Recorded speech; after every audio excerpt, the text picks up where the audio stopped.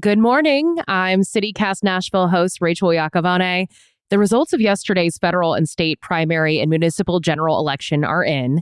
And let's start with the easy part. All of the Democratic municipal candidates won because there were no Republicans who qualified for the ballot. In the race to be Tennessee's next governor, Senator Marsha Blackburn will be the Republican candidate, and Memphis City Councilwoman Jerry Green cruised to an easy victory in the Democratic primary. Meanwhile, former Democratic U.S. Senate nominee Marquita Bradshaw won her primary to face Republican Senator Bill Hagerty in November.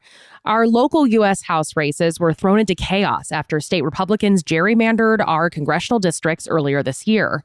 In the Tennessee 4th, a new district for Nashville, Democrat Victoria Broderick defeated Metro Council member Mike Cortez to face Republican incumbent Scott DesJarlais. In the 6th congressional district, Cookeville Democrat Mike Crowley will face Republican State Representative Johnny Garrett. In District 7, Darden Copeland became the Democratic nominee and will face off with U.S. Representative Matt Van Epps in the general. Although they don't include Davidson, many of you may have been tracking U.S. congressional districts 5 and 9 as they cover our suburbs and stretch all the way to Memphis. In District 5, former Tennessee Ag Commissioner Charlie Hatcher succeeded in knocking out incumbent Republican Congressman Andy Ogles. He'll face Democratic Columbia Mayor Chaz Mulder in November. And in District 9, Democratic State Representative Justin J. Pearson will face Republican State Senator Brent Taylor. Two contested state races we were watching. In State Senate District 17, which includes a corner of Davidson, Lindsey Patrick Wright will be the Democratic nominee facing incumbent Mark Pody this fall. And in the crowded race to fill departing Democratic State House member Caleb Hemmer's seat in District 59, Mark Proctor came away with the Democratic nod. He will face Republican Bill Hancock. We will have a lot more coverage of this for you on Tuesday's News Roundup, where we'll be joined by the Nashville Banner's Sarah Grace Taylor to break it all down. Thanks to everyone who voted. And now, on with the show. This is Your City Could Be Better, because it could be. I'm David Plotz. If you love your city and still complain about it, you're in the right place.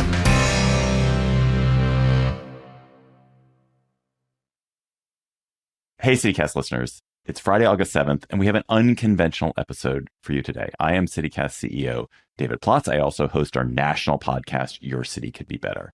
And we went out to our producers and to listeners across the CityCast network, including in your city, and asked them for their real-life city living dilemmas, the challenges, the problems, the conundrums, if you will, they faced in living in their city every day. And we're going to hash them out in real time right here on this podcast. And I have two great colleagues to do it with. CityCast DC host Bridget Todd. Hello, David. I'm honored to be here. And Jane Sihu, the host of CityCast Seattle. We've got both coasts represented. Hello, Jane. Yes. Hello, David. Yes, we've got a wide variety of perspectives, although two Washingtonians in the house here. Arguably also a Washingtonian, just the other Washington. Good point. Good point. Fair point. Let's start with a question from Jensen in San Diego. This is a delicious question. Jensen asks, is there anything I can do about the person in a neighboring building who always keeps their curtains open? Leaves their curtains open, maybe doesn't have curtains, and I see them in every state. Jensen, simply don't look. Oh. Jensen, why are you looking? Maybe Jensen's into it. No, I'm kidding. I think you gotta say something, right? Like, I don't know, because does I guess it really, you've got to put yourself in the shoes of the person with the open curtains. Do they know? Do they recognize? Do they know? Maybe they don't care. Maybe they like it. Of course they know. But I mean, they're a person who lives in a building with a window. They've experienced a window before. They're not somebody who's like, I don't know what a window is. It must be mirrored on the outside. I don't know. Sometimes it is hard to see into a building. Like, haven't you walked on the outside of a building and it basically is mirrored for whatever reason? Like, yes, but when you're in a building, I'm sitting inside my house right now. I'm looking out a window. I assume that the person who can outside my window can look in at me. That's true. I guess I will assume. You always assume that someone can look in at you. It's true. Yeah, you assume until proven otherwise. Or maybe you just assume all the time. I live above retail, and there's a window where probably for the first couple of years I lived here, it's not that I didn't think anybody could look in. It's just that it's kind of a hidden window, and I didn't think anybody would. It's from the street. It's, you have to really be like intentionally looking up to see it. And there was one day where I had ordered pizza, and the pizza guy stood on the sidewalk and waved, and I thought, oh my God, actually, people can't see up here. Wait, so how would you even notify this person theoretically? If they live in a neighboring building, like, do you leave them a There passive... was a Friends episode. Oh, really? Entirely about this. You have to like count the windows and go into the... But then, even then, it's like, what do? Do you leave them a passive aggressive note? Like, hey, I can see you? Like, that feels just creepy then. I don't think you tell them at all. It's absolutely the theater of urban life. Yes. You live in an apartment building. This person lives in an apartment building. You're obviously like people who are accustomed to living in close quarters. And there's a certain theatrical quality of living in any city. You're performing for others. And this is a person who wants to perform. This is a person who like wants to be seen. And if you don't want to see them naked, you don't look. Put your curtains up. David, I do think your answer about put up curtains or stop looking out the window, I think in cities, whenever I have a dilemma that involves people that I'm in close quarters with or sharing space with, I always wonder, is there something I can do to change my behavior to fix this problem before I reach out? And oftentimes the answer is yes. Bingo. That's that savvy Todd wisdom we've all been looking for. Toddism. Okay. Angie in Salt Lake City. Angie asks, am I in the right for asking walkers to get out of bike lanes? So if a pedestrian is in a bike path, can I just tell them to get on the pedestrian sidewalk? As a cyclist who rides around DC quite a bit, I'm going to say yes. I'm also going to say, I think that you should. You're sort of doing a civic duty. You're reminding that person that they're in a city, that they're walking in places where they could be putting themselves at risk. Yeah, I think it really depends on the person and what they're doing. Like, I will say, as I run and I also ride my bike a lot, if you're going to run in the bike lane, I kind of understand the argument for it. You know, it's a unobstructed stretch of pavement where you're not going to run into people dawdling on the sidewalk. But like, you got to be running fast. Like, I do think it becomes a safety thing, because if you're meandering in that bike lane and there's traffic going both ways around you, bike traffic, then I think it could put you in danger. Running in a bike lane seems crazy to me. That would never even occur to me to do that. It's such a thing in Seattle, unfortunately, especially the ones that are close to a popular park. So it's something I feel like I see on a daily basis. I mean, I think, and our producer is actually sending angry notes in the document already, and she's pointing out, like, what about the flip side? That the real problem in cities, you could argue, is not, oh, there's so many walkers in bike lanes. It's there's so many bikes in walking lanes. There's so many bikes on sidewalks, and that, that's a topic that we've discussed on Your City Could Be Better before. But it is, I think most people most pedestrians feel that it is their right on a sidewalk to chastise or at least, alert a cyclist, hey, don't do that or be careful. And I think they're right to do that. And the same way, I guess I feel that I think it's right to sort of at least alert a pedestrian, hey, maybe this is the safest place. I think the big brain thing here is try and do something in your city or make movement towards having more space for cyclists and pedestrians. I think that is the root of the problem, is that we are all occupying the same very small space while we have these enormous roads for cars. And it seems like the demand is there if everyone is crowding the small space. I completely agree. And I would take it further. I would say, if you are riding on a sidewalk and there is a unobstructed bike lane available to you, you're making all the cyclists look bad. I think there's no regard for that. That happens all the time in DC on the street where I live. There are massive bike lanes going both direction, and people still choose to bike on the sidewalk, and it burns me up. I have to hold my tongue to not say anything. Oftentimes it's a youth, and I'm like, oh, I don't want to risk like getting jumped by a bunch of teens on the street or something. But I have to hold my tongue to not say anything sometimes. Okay. Another apartment building question comes from Kevin in DC. This one is a doozy.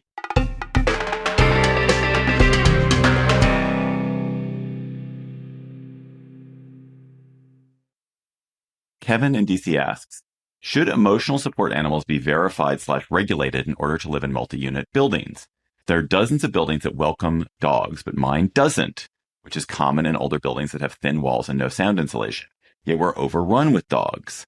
Dogs that are untrained, urinate, defecate, blah, blah, blah, all substantiated by obviously fake doctors from the internet. So, should people not be allowed to have their emotional support dogs in a building that does not allow dogs? Do you have a strong opinion about this, Bridget? Because I'm of two minds about this. Oh, I can't wait to hear what you think. I do have a strong, emphatic opinion about this. I think yes. I think people, if there's not some sort of system or clear, regulating body, people will just buy. I know people who have bought fake vests on Amazon so that their dog can travel for a discount or for free. Those people are ruining the system for people who actually need a service animal, not cool. And I think it makes me unhappy that those scofflaws are making it so that that there needs to be some sort of a process in place. That's what I say. All right, Bridget, I'll say that I am a reformed scofflaw. So the year was yes, confession. Taxi cab confessions Here we go. I'm getting real with you guys. In 2011, I was living in Berkeley, California, and I had a friend who knew a psychologist whose whole thing was like, I think dogs should be allowed to go anywhere. And she would write anybody an emotional support animal letter. And I happened to be getting married on the opposite coast.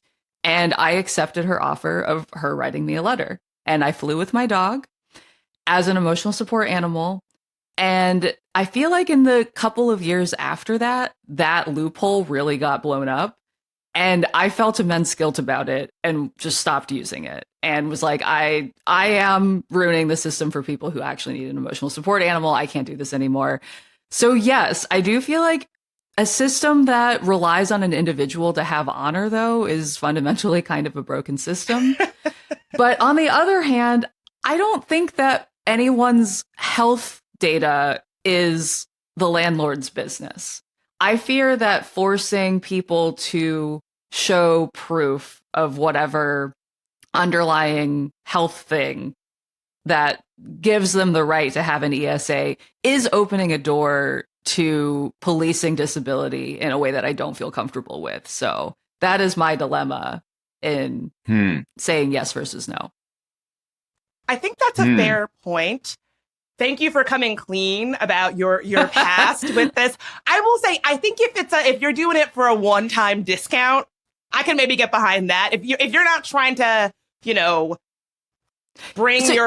don't bring your dog into the grocery store. That's my one thing about a city. Please do not do it. I love dogs, and we've gotten so loosey-goosey about dogs everywhere, including grocery stores. I mean, dogs in grocery stores is a real no-no for me. I live in a household where the dog rules. The dog controls all action. Yes. But I am struggling to try to reconcile your keen analysis, which is that you're right. Of course, landlords should not be getting into their tenants' health records. Of course they shouldn't. But at the same time, if you have a rule, how do you enforce that rule? Because there are people in that building the building that bans dogs who may live there because they're like, I have a morbid fear of dogs, or I'm incredibly allergic to dogs, and even being exposed to dog hair on the regular is going to endanger my health. And so the landlord has put up this set of principles around it. And so how is it that this can be reconciled? Landlords could lobby to change the ESA rules, but that is definitely the long game. I mean, I don't even know what ESA is. ESA is not a legal regime. ESA seems to me to be something that is preposterous. I think that there should be, for sure, there are dogs, like a guide dog for someone who's visually impaired, goes through some kind of elaborate training process, and that guide dog is allowed everywhere and should be allowed everywhere because, of course, this is something that person lives with. But the idea of emotional support animal in general just seems to me to be a kind of fake category that was invented to give solace to people. And I understand why people want to be around animals. I 100% get it. But I also think there has to be some kind of distinction between a dog, which is an animal that is essential to someone's functioning in daily life, versus a dog that is like makes me feel a little bit better. Kevin, we did not answer your question. Good luck out there, Kevin. Okay, here's another apartment question. There's so many apartment questions. That's what happens when people live in apartments, is they have questions. From Sherrod in DC. Should I hold the door for people coming into my apartment building behind me? If you live in a building without a front desk or any security, do you hold the door open for stragglers following you in? Is it better to be neighborly to that person walking behind you, or neighborly towards your actual confirmed neighbors who might not want to let a stranger in their building? No, don't do it. Don't do what? Don't hold open the door. Or if you really feel moved to, I would say have the smallest amount of small talk where you're like, do you live here? Like, I feel like you can kind of get a vibe for what is happening if you can talk to this person and decide whether or not you want to hold the door open for them. But yes, it's tough to be that cold, but I do feel like when you're living in a city, sometimes that is still the right thing to do, and that anyone else living in that building will understand why you did that. Oh, see, I feel like the small talk might make it worse. If I was a straggler in my own building and someone was like, "Excuse me, do you live here?" I feel like that opens up a can of worms to like, next thing you know, someone's got a camera in your face and it's like, she thinks I don't live here, and it's like a whole thing. Oh. I feel like if you know the person and you like, I've seen them around, totally fine. If not, no. And I actually have a way that I get into my building where I open the door just so, and I just kind of slip in real quick, so it doesn't even really come up, like come up with a way to get into your building where, you're not even really putting yourself at risk for having to have that encounter. You need to swing that door all the way open. Yeah, you can kind of just slip in there. I just inch it open and then get in real quick. Yeah, I think the answer obviously has to be you don't let them in. But I think the way in which you don't let them in is kind of the question, which is the way you don't let them in by saying, I don't know you, you can't come in? Is it by doing a Bridget slink? I think it's the slink, and then, like, if necessary, the turn around and then sheepish, like, sorry, like, I recognize you as a person, but, like, we both know what's happening right now. Like, if you know how to get in here, then you know how to get in here. I will say the one exception might be if someone is carrying a lot of stuff. You're like, why would you be carrying a lot of stuff in? That was Ted Bundy's move. He would was it? Wasn't it? He would he would be like, I have a cast and I'm carrying a bunch of packages. Someone help. Oh no. Okay. Well, the nice southerner in me is really just gonna get axe murdered, it seems like. That was a person who's listened to a lot of true crime pods. Yes, I know all the tricks. All right, don't listen to me then. Listen to Bridget. Don't let Ted Bundy in, even if he's carrying a bunch of stuff. Oh my God. It's amazing.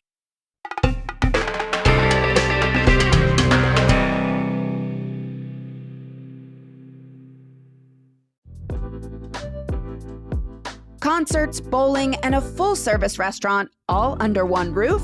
Brooklyn Bowl Nashville is always a great night out, and its upcoming calendar is absolutely stacked. Pond kicks things off on August 6th with high-energy psychedelic rock. Then, on August 10th, catch Walk Off the Earth, the wildly talented pop group known for turning practically anything into an instrument. Seriously, y'all, you will never know what might make it out on stage. If dancing is more your speed, like myself, St. Lucia brings a full-on neon dance party August 12th. And bluegrass fans won't want to miss Mountain Grass Unit celebrating the release of their new album, Appalachian Smoke, on August 27th. September gets even louder with Uncle Acid and the Deadbeats on September 10th. Then make a weekend of it with rising Texas country star Braxton Keith on Friday, September 11th. Followed by Nashville favorites The Weeks on Saturday, September 12th. Grab your friends, make a night of it, and get tickets now at brooklynbowl.com/Nashville.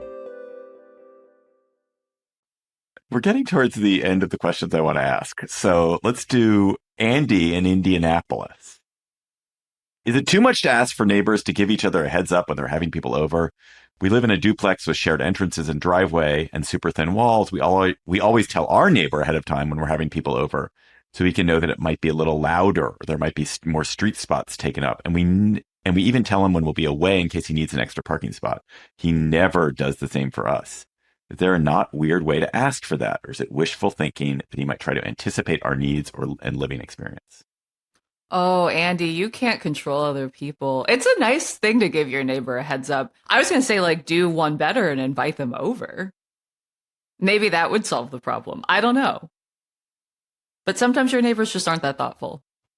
Yeah, reading this question actually challenged me because I have a lot of people over I entertain fairly regularly.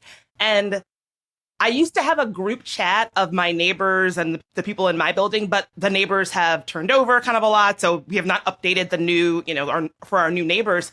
And I'm wondering, like, is this person actually my neighbor? And they're wondering why I have never said, hey, we're having a party. But I do think it is a thoughtful gesture, and it kind of tells me what kind of neighbor the advice asker is, that they always are that thoughtful.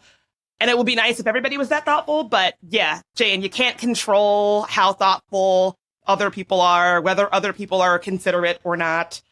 That is crazy making for sure in a city. Is it also one of these things where, if it's between 9 a.m. and 9 p.m., and it's, less than 4 people, it's just like, yeah, whatever. That's just going to happen. Like, you're going to have people over, whatever. We're going to sit around. We're going to watch some TV. But the only time you should notify, but it's only sort of when it's outside of the normal bounds of civilized behavior, when it's going to be at 6 a.m. I think it's ridiculous to notify every time someone is coming over. That just seems absurd. But I understand when there are exceptional circumstances that you should be notifying. If you're going to be making a significant amount of noise, if people can tell that you have a bunch of people over, I think that's when you need to let people know. Inviting your clog dancing team over early in the morning. Please no. I think the idea of the neighbor group chat is a really good one. I think as a positive act, you should try to think, like, can we create a block group chat or a neighborhood group chat? That seems like in the spirit of what you said earlier, when you can think of a positive action you can do to improve it, you should do that. Oh yeah, neighborhood group chat is clutch because you can't control what happens in your city, but you're kind of in control over what happens in your building and your block and amongst your neighbors.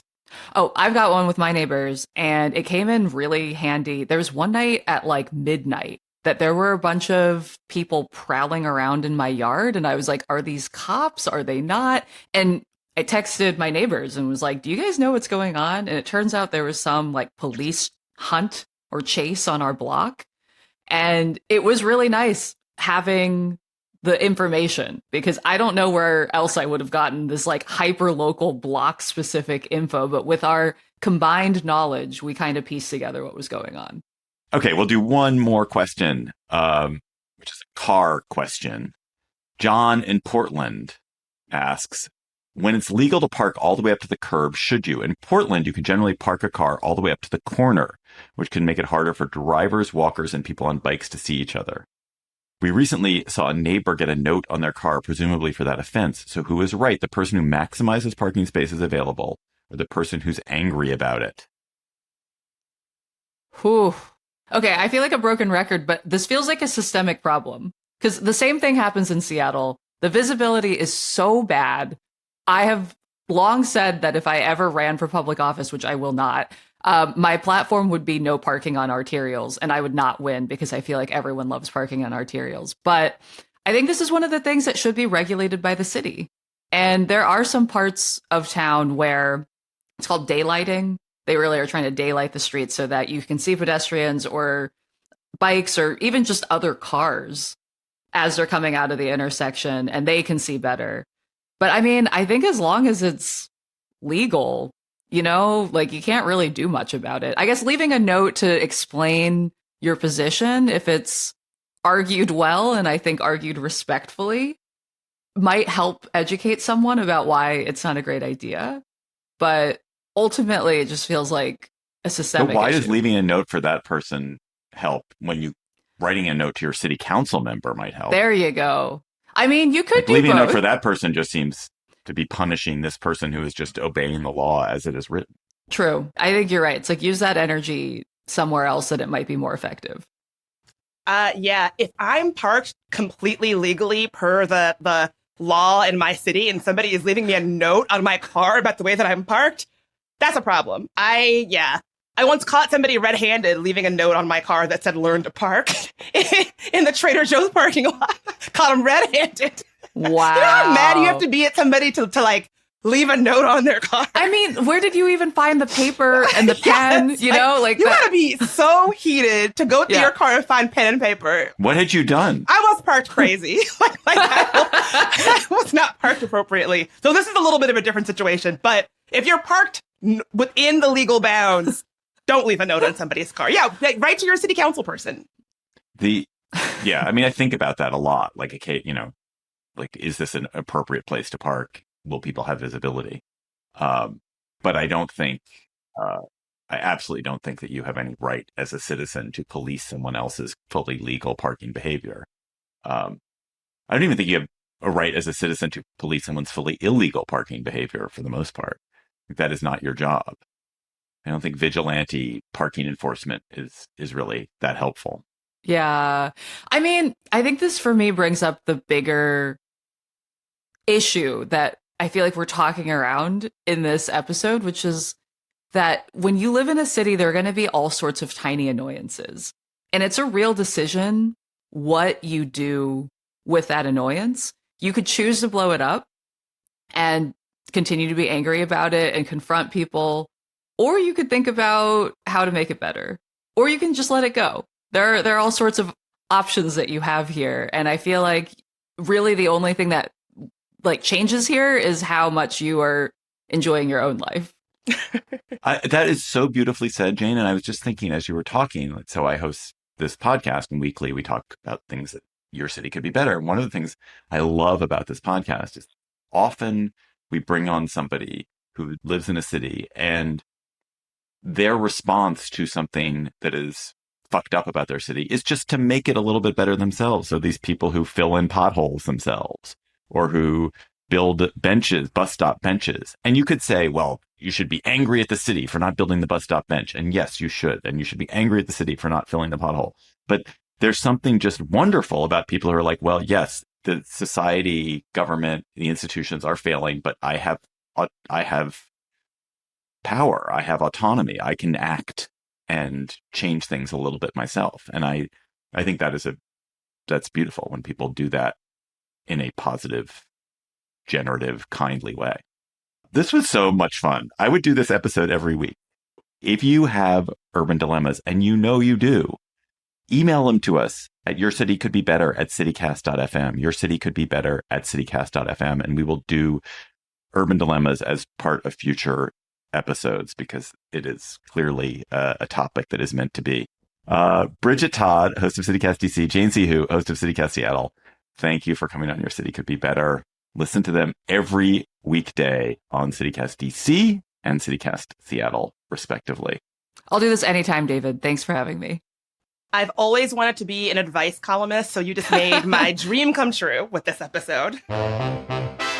That is all for today's episode of Your City Could Be Better. I'm your host, David Plotz. Our producers are Arya Bracci, Priyanka Tilve, Bridget Todd, Jill Pelletieri, Jane Sihu, and Ashley Smith. Our music is by Carl Christensen. And if you're enjoying the show, which you definitely did this week, tell your friends, rate the show, leave us a review wherever you get your podcasts.